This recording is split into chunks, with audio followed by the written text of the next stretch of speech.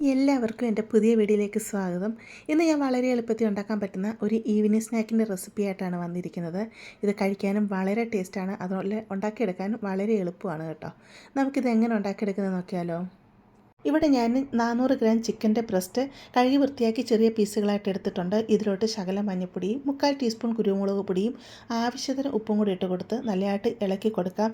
ഇത് നമ്മൾ അടച്ചു വെച്ചല്ല വേവിക്കുന്നത്, തുറന്ന് വെച്ച് തന്നെ വേവിക്കുന്നത്. കാരണം ചിക്കൻ ചെറിയ പീസുകളായിട്ട് കട്ട് ചെയ്ത് കൊടുത്തുകൊണ്ട് തന്നെ പെട്ടെന്ന് നമുക്ക് വെന്ത് കിട്ടും കേട്ടോ. ഇതിലോട്ട് കുറച്ച് എണ്ണയും കൂടെ ഒഴിച്ച് കൊടുക്കാം.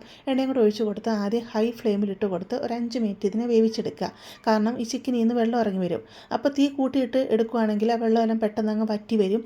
അതല്ലെങ്കിൽ വെള്ളത്തിൽ ഒത്തിരി നേരം കിടക്കുമ്പം അത് അത്രയും കൊള്ളത്തില്ലല്ലോ. ഒരു 10 മിനിറ്റ് കൊണ്ട് ഇത് വെന്ത് വരും. കണ്ടിപ്പം നല്ലതായിട്ട് ഇത് ഫ്രൈ ആയി വന്നിട്ടുണ്ട്. ഈ സമയം നമുക്കിതിനെ അങ്ങ് മാറ്റി വെക്കാം. ഇതൊന്ന് തണുത്ത് വരട്ടെ കേട്ടോ. ഇവിടെ ഞാൻ 2 മുട്ട പുഴുങ്ങി എടുത്തിട്ടുണ്ട്, അതങ്ങോട്ട് മാറ്റി വെക്കാം. അതുപോലെ ഒരു വലിയ ക്യാരറ്റ് ഇതുപോലെ തൊലി കളഞ്ഞെടുത്തിട്ടുണ്ട്. 2 പച്ചമുളക്, എരിവിനനുസരിച്ചുള്ള പച്ചമുളക് എടുക്കുക. ഒരു വലിയ സവാള എടുത്തിട്ടുണ്ട്. ചിക്കൻ ഇതുപോലെ വറുത്തെടുത്തിട്ടുണ്ട്, തണുത്ത് വന്നിട്ടുണ്ട്. ചോപ്പറിലിട്ട് ഒന്ന് ഇതിനെ ക്രഷ് ചെയ്തെടുത്തുകൊണ്ട് വരിക. ഒത്തിരി അങ്ങ് പൊടിഞ്ഞു പോകരുത് കേട്ടോ. ഇവിടെ ഞാനൊരു പാത്രത്തിലോട്ട് വെജിറ്റബിൾ ഗ്രേറ്റർ വെച്ച് കൊടുത്തിട്ടുണ്ട്. ഇതിലോട്ട് പുഴുങ്ങിയെടുത്ത മുട്ടയുണ്ടല്ലോ, അതങ്ങ് നല്ലതായിട്ട് ഇതുപോലെ ഉരച്ചു കൊടുക്കാം. അങ്ങനെ നമുക്ക് ഈ മുട്ട അങ്ങ് ഗ്രേറ്റ് ചെയ്തെടുക്കാം. 2 മുട്ടയും ഗ്രേറ്റ് ചെയ്തെടുത്തിട്ടുണ്ട്. ഞാനൊരു വലിയ പാത്രം എടുത്തിട്ടുണ്ട്. ഇതിലോട്ട് ക്യാരറ്റ്, സവാള, പച്ചമുളക് ചോപ്പറിൽ ചെറുതായിട്ട് അരിഞ്ഞെടുത്തിട്ടുണ്ട്. ഇതങ്ങ് ഇതിലോട്ടങ്ങ് ഇട്ട് കൊടുക്കാം. ഗ്രേറ്റ് ചെയ്ത് വെച്ചിരിക്കുന്ന മുട്ടയുണ്ടല്ലോ, അത് ഇതിലോട്ടങ്ങ് ഇട്ട് കൊടുക്കാം.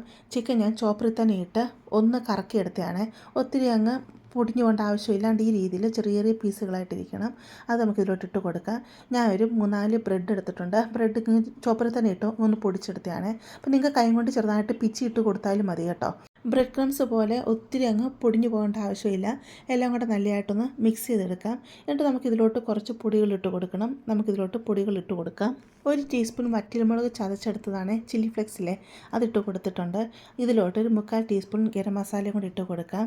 ഇതിലോട്ട് ഞാൻ 1 ടീസ്പൂൺ ഒറിഗാനോ ഇട്ട് കൊടുക്കുന്നുണ്ട്. അപ്പോൾ ഒറിഗാനോ ഇട്ട് കൊടുത്തില്ലെങ്കിലും കുഴപ്പമില്ല, പക്ഷേ അതൊക്കെ ഇട്ട് കൊടുക്കുമ്പോൾ നല്ലൊരു ഫ്ലേവർ ആയിരിക്കും ഇതിന് കിട്ടുന്നത്. ഇതിലോട്ട് ആവശ്യത്തിനുള്ള ഉപ്പിട്ട് കൊടുക്കുക. ചിക്കനിൽ ഓൾറെഡി നമ്മൾ ഉപ്പിട്ടാണ് വേവിച്ചത്, അതുകൊണ്ട് ഉപ്പ് നോക്കിയിട്ട് മാത്രം ഉപ്പിട്ട് കൊടുക്കുക. 2 ടേബിൾ സ്പൂൺ ടൊമാറ്റോ കെച്ചപ്പും കൂടെ ഇതിലോട്ടങ്ങ് ഒഴിച്ചു കൊടുക്കാം. നല്ലതായിട്ട് ഇതിനെ അങ്ങ് മിക്സ് ചെയ്തെടുക്കാം.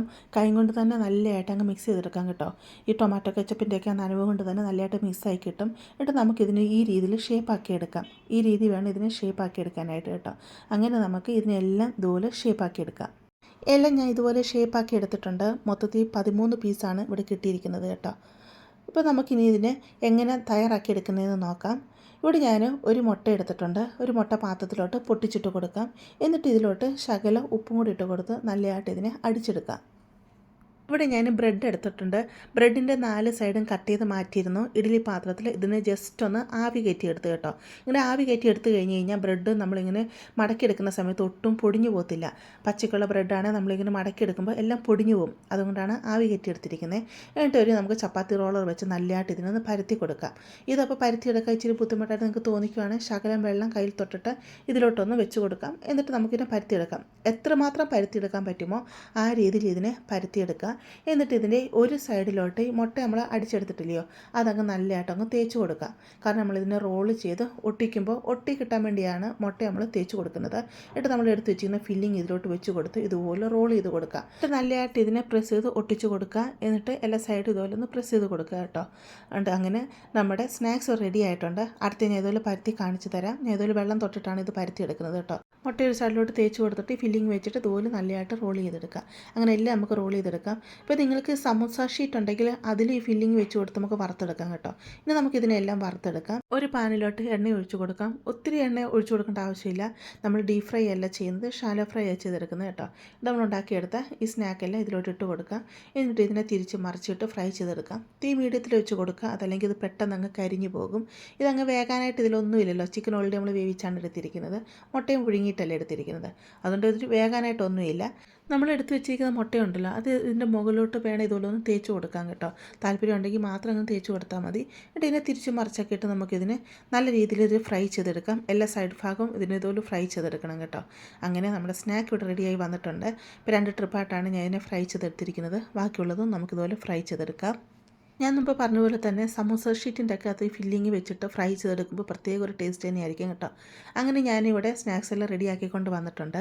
അപ്പോൾ അതുകൊണ്ട് നല്ല ഷേപ്പിൽ നല്ല ഇത് തന്നെ കിട്ടിയിട്ടുണ്ട് കേട്ടോ. ഇതിനകത്ത് ഫുള്ള് ഫില്ലിംഗ് ഉണ്ട്. ഇപ്പോൾ നിങ്ങൾക്ക് രണ്ട് സൈഡ് കാണുമ്പോൾ തന്നെ അറിയാം ഇതിൻ്റെ അകത്ത് ഫുള്ള് ഫില്ലിംഗ് ഉള്ള കാര്യം. ഇനി നമുക്ക് കട്ട് ചെയ്തിട്ട് ഇതിൻ്റെ അകം എങ്ങനെ ഇരിക്കുന്നതെന്ന് ഞാൻ കാണിച്ചു തരാം. അതുപോലെ ഞാൻ കഴിച്ചിട്ട് അതിൻ്റെ ടേസ്റ്റും പറയാം കേട്ടോ. ഇത് തിക്കായിട്ടാണ് എൻ്റെ അടുത്ത് ഫില്ലിംഗ് ഇരിക്കുന്നത്. നല്ല ടേസ്റ്റാണ്, കഴിച്ച് നോക്കി കേട്ടോ. നല്ല ടേസ്റ്റും സൂപ്പർ ടേസ്റ്റാണ്. ബ്രെഡൊക്കെ നല്ല ക്രിസ്പി ആയിട്ട് വന്നിട്ടുണ്ട്. പിന്നെ ഞാൻ പറയും ചിക്കനും മുട്ടയൊക്കെ ആകുമ്പോൾ തന്നെ നമുക്കറിയാം ഇതിൻ്റെ ഫില്ലിംഗ് എത്രമാത്രം ടേസ്റ്റ് ഉള്ളതായിരിക്കുമെന്ന്.